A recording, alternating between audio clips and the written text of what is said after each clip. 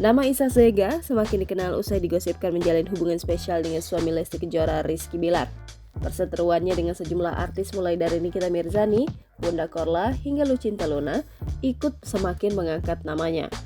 Tidak heran jika banyak netizen yang akhirnya merasa kepo dengan Isa. Kehidupan pribadi Isa pun dikuliti netizen.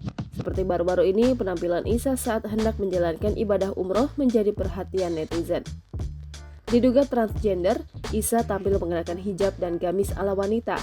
Ia menambahkan beberapa aksesoris seperti tas dan kacamata warna senada. Tak ayal penampilan Isa langsung menuai kontroversi. Sindiran dan cibiran pedas lagi-lagi ditujukan untuknya. Menanggapi hal ini, Nikita pun turut bereaksi.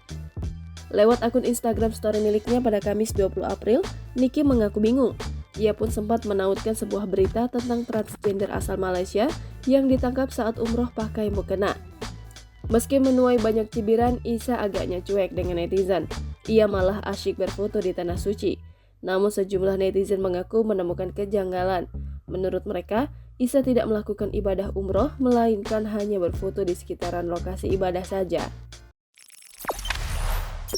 Jangan lupa subscribe, share, komen, dan like ya!